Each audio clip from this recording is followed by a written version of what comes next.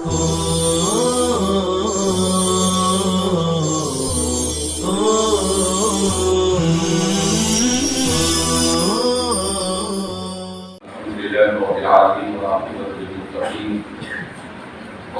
والسلام على سيد الأنبياء والمرسلين سيدنا وحبيبنا وحبيب رب العالمين محمد وعلى آله وأصحابه ومن اهتدى بهديه إلى يوم الدين.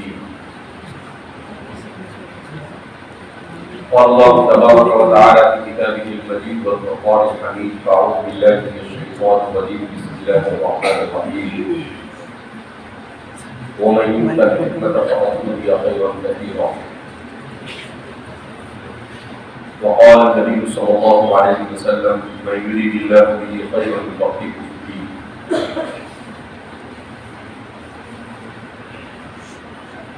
سب سے پہلے ہم رب کریم کا شکر ادا کرتے ہیں کہ اس نے مجھے اور آپ کو اور ہم سب کو علم دین کو سیکھنے سکھانے کے لیے جمع ہونے کی توفیق عطا فرمائی. اس لیے کہ انسان دنیا میں جو بھی نیکی اور بھلائی کرتا ہے اس میں انسان کے اس کے اپنے کردار اور اس کے اپنے ارادے سے زیادہ اللہ کی مرضی کو دخل ہوتا ہے. کیونکہ وَمَا تَشَاءُونَ إِلَّا أَن يَشَاءَ اللَّهُ. قرآن میں اللہ فرماتے ہیں کہ انسان کی مرضی سے دنیا میں سب کچھ نہیں ہوتا ہے، بلکہ جو کچھ ہوتا ہے وہ صرف اللہ کی مرضی سے ہوتا ہے. خاص طور پر نیکی کی توفیق تو اللہ ہی کے یہاں سے ہوتی ہے. اسی لیے حضرت شعیب علیہ السلام کا ارشاد قرآن کریم میں نقل کیا ہے: وما توفیقی الا باللہ علیہ توکلت والیہ انیب. کہ میں جو کچھ کر رہا ہوں، دعوت کا کام کر رہا ہوں، لوگوں کو اللہ کی وحدانیت کی طرف بلا رہا ہوں، وہ صرف اللہ کی توفیق سے. میں اسی کی طرف متوجہ ہوتا ہوں اور اسی پر میں بھروسہ اور اعتماد کرتا ہوں. تو اس لیے ہم جتنا بھی اللہ کا شکر ادا کریں کم ہے کہ پرفتن دور میں اللہ نے دین کو سیکھنے سکھانے کے لیے یہاں جمع کیا. ماشاء اللہ خالد بن ولید، حضرت خالد بن ولید مرزا اس کی تقریباً 15 سال ہو گئے. 15 سال اس کو ہوئے مکمل اور سول لسان میں داخل ہوا ہے. کورونا کے 2 سال کے بعد مدرسہ شروع ہوا اور کتنے طلبا ہوئے؟ 400 سے زائد طلبا ماشاءاللہ یہاں پر اس وقت حاضر ہیں. تو اب جب اللہ رب العزت نے ہمیں یہاں پر جمع کیا، اللہ نے ہمارا انتخاب کیا، تو اب ہم طلبا کی ذمہ داری اور اساتذہ کی ذمہ داری ہے کہ کس طرح سے اپنے مقصد میں کامیابی حاصل کرنے کی کوشش کریں. طلبا کا کام یہ ہے کہ وہ کس طرح سے علم سیکھنے کے لیے آئے ہیں تو اس کے لیے محنت کریں، اور اساتذہ کا کام یہ ہے کہ وہ ان طلبا کی تعلیم و تربیت کس طرح سے پوری تندری کے ساتھ اور پوری توجہ کے ساتھ ان کی تعلیم و تربیت کی طرف متوجہ ہو. طالب علم میں طلب کا ہونا ضروری ہے. جب اس میں طلب ہوگی، وہ محنت کرے گا تو اللہ رب العزت کی طرف سے راستے کھول دیے جائیں گے. اور اگر اس میں طلب نہیں، محنت نہیں، ارادہ اور نیت درست نہیں، تو اس صورت میں اللہ رب العزت کی طرف سے راستے نہیں کھلتے. تو ہمارے زمانے کی مدارس بہت طلبا کی مدارس میں کافی ہے، مگر اس کے باوجود بھی ہم دیکھتے ہیں کہ علماء کی کمی محسوس کی جاتی ہے، ایسے علماء کی جو امت کی رہبری ہے. تو اس کی وجہ کیا؟ اس کی وجہ یہ کہ جب طالب علم کے زمانے میں طلبا محنت سے نہیں پڑھتے تھے تو ظاہر سی بات ہے کہ ان میں وہ صلاحیت پیدا نہیں ہوتی ہے جس سے وہ امت کی صحیح رہنمائی اور رہبری کر سکے. اس لیے بچپن کی جو عمر ہوتی ہے یہی عمر انسان کے بننے اور بگڑنے کی ہوتی ہے. تو انسان اسی عمر میں اپنے آپ کو کیسے اچھا انسان بنائے، اس لیے کہتے ہیں کہ 6 سال سے لے کر 10 سے 12 سال تک کی عمر میں انسان اچھا اور برا جو بننا وہ بن جاتا ہے. اس کے بعد انسان کا دماغ یہ پتھر بن جاتا ہے، یعنی اس کے بعد اس کے ذہن میں جو چیزیں جاتی ہے وہ بہت مشکل سے جاتی ہے. اس لیے اس عمر میں آپ مدرسے میں آئے ہیں، آپ کے والدین نے آپ کو مدرسے میں بھیجا ہے، یہ عمر آپ کے سیکھنے کی. اس عمر میں کھیلنے کا بھی بڑا شوق ہوتا ہے آدمی کو، لیکن آدمی کھیلنے کے اس شوق کو قربان کر کر اپنے پڑھنے کی طرف متوجہ ہو تو اس عمر میں انسان کا ذہن کیونکہ دوسری چیزیں اس کے ذہن میں نہیں ہے، وہ اس کا بچپنا ہے، تو کوئی بھی چیز بہت آسانی کے ساتھ ذہن میں بیٹھ جاتی ہے. تو اس لیے آپ کا کام ہے کہ آپ کا سبق روزانہ کا آپ کس طرح سے اس کو اچھے سے اچھے انداز میں یاد کریں اور کس طرح آپ پوری توجہ کے ساتھ جب استاد آپ کا سبق پڑھائے تو آپ اس سبق کو توجہ کے ساتھ سنیں اور کس طرح سے اسی کے مطابق اپنے آپ کو ڈھالیں. اس لیے کہ اپنی محنت کے بغیر دنیا میں کوئی پھل نہیں ملتا انسان کو. قرآن کریم اللہ فرماتے ہیں ان اللہ لا یضيع اجر المحسنین، کہ اللہ محسنین کے اجر کو ضائع نہیں فرماتے. محسنین میں 2 معنی، ایک تو وہ لوگ جن کے اخلاص ہو اور دوسرا اخلاص کے ساتھ اچھا کام کرنے کی کوشش. جب یہ دونوں چیزیں شامل ہوتی ہے تو پھر اللہ فرماتے ہیں کہ ہم محنت کو ضائع نہیں کرتے. اس لیے یہ بچپن کی عمر میں ایک تو آدمی کو کھیلنے کا شوق ہوتا ہے، دوسرا آدمی کو سونے کا بہت شوق ہوتا ہے، تیسرا آدمی کو کھانے کا بہت شوق ہوتا ہے، چوتھا آدمی کو گھومنے کا شوق ہوتا ہے، یہاں سے وہاں کودنا پھرنا.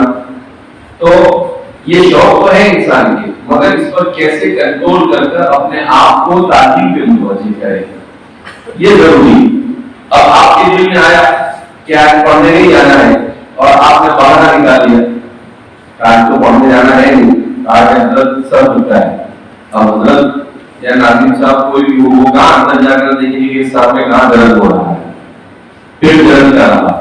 لیکن آپ کے جھوٹ بولنے سے حضرت کا اور ناظم صاحب کا مدرسے کا کچھ غصہ نہیں ہوگا، غصہ کس کا ہوگا؟ آپ کا ہوگا. آپ جب سبق کے لیے حاضر ہوں گے آپ کو نہیں سمجھ میں آئے گا، آپ کا سبق چھوٹ جائے گا، نقصان آپ کا ہوگا. تو اس لیے ذمہ داری یہ ہے کہ بچپن کی اس عمر میں اپنے آپ کو تعلیم کی طرف متوجہ کریں اور اپنی ساری چیزوں کو قربان کریں، کیونکہ بچپنا ہی اصل ہے. جتنے بھی لوگ دنیا میں بنتے ہیں تو ان لوگوں کے بچپنے میں انہوں نے کوئی ایسا کردار ادا کیا ہوتا ہے کہ جس کی وجہ سے وہ آگے چل کر بڑے انسان بنتے ہیں. ایک کتاب میں قصہ میں نے پڑھا تھا، مجھے اس وقت کتاب کا نام نہیں یاد ہے، شاید موت کا منظر کتاب ہے. خواجہ صاحب کی انہوں نے لکھا ہے کہ ایک مرتبہ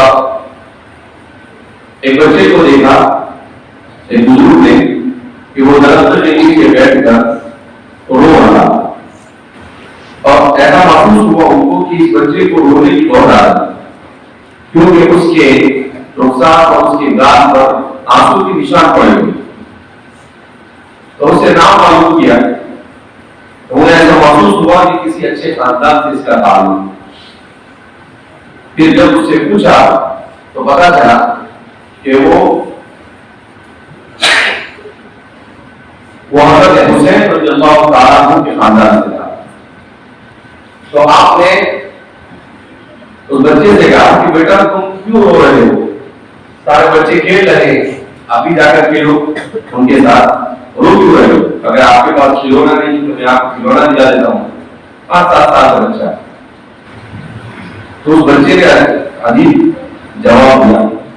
اس نے کہا کہ میں اس لیے نہیں رو رہا ہوں کہ میرے پاس کھلونا نہیں، میں اس لیے رو رہا ہوں کہ میں نے دیکھا کہ میری والدہ جب وہ چولہا جلاتی ہے تو چھوٹی چھوٹی لکڑیاں پہلے رکھتی ہے اور اس سے وہ چولہا جلتا ہے. تو مجھے یہ ڈر لگ رہا ہے کہ کہیں ایسا نہ ہو کہ جہنم بھی ہمارے جیسے چھوٹے چھوٹے لوگوں سے اس کو جلایا جائے اور اس میں ہمیں داخل کر دیا جائے۔ ایک چھوٹا سا بچہ ہے، وہ کیسا سوچ رہا ہے؟ تو بزرگ کہتے ہیں کہ میں ڈر رہ گیا کہ اتنی عمر میں بچہ عجیب بات کر رہا ہے، آگے چل کر وہ بہت بڑے بزرگ بڑے۔ تو اس سے کیا معلوم ہوا کہ بچپن میں انسان کے اندر ایسی فکر پیدا ہو، انسان اپنے آپ کو اللہ کا خوف، تو ہم بچپن کو کیا سمجھتے؟ بچپن آدمی نکل جائے گا، نہیں، اسی بچپن میں اپنے آپ کو بنانا ہوتا ہے۔ اس لیے یہ پودا جب چھوٹا ہوتا ہے تو اس کو جدھر موہ ادھر چھوڑ جاتے ہیں۔ تو اس لیے یہ عمر آپ کے بننے اور آپ کے سنورنے کی ہے۔ اگر اس میں آپ بن گئے تو آپ دنیا آخرت میں سرخرو ہوں گے، اور اگر اس عمر میں آپ نہیں بن سکے تو پھر آپ کے لیے آگے چل کر بننا بہت مشکل ہوگا۔ اس لیے اپنی زندگی کی قیمت کے اوقات کی قدر کریں اور اپنے آپ کو بہترین انسان بنانے کی کوشش کریں۔ صاف ستھرا رکھنا چاہیے۔ ابھی طلبا نظر پڑ رہے تھے، مجھے کپڑے بھی بہت گندے تھے، ایک کے پیچھے سے پھٹے ہوئے بھی کپڑے تھے۔ ایسا نہیں، طالب علم میں ہے تو آپ کے کپڑے بھی صاف ستھرے ہونے چاہیے، آپ کے کلاس جہاں پر ہو، کمرہ جہاں پر ہو، ہر کی صفائی، النظافۃ شطر الایمان، باقی یہ آداب ایمان ہے۔ اساتذہ بھی اس کی طرف توجہ دیں اور طلبا بھی۔ تو چھوٹے بچے ہیں ایسا سمجھ کر، کیونکہ آپ کے اندر ابھی سے نظافت کی اور پاک صاف رہنے کی عادت ہوگی تو بڑے ہو کر آپ پاک صاف رہیں گے، ورنہ پاکی صافی نہیں ہے۔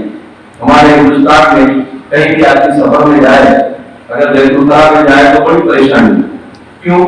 اس لیے کہ بچپن سے گھروں کے اندر صفائی کا ماحول نہیں ہے، تو وہاں پر جو بھی جاتا ہے اتنا وہ بیت الخلاء کی ایسی حالت کر رکھتا ہے کہ جس کی طبیعت میں صاف صفائی ہو اس کے لیے جانا وہاں پر بہت مشکل ہوتا ہے۔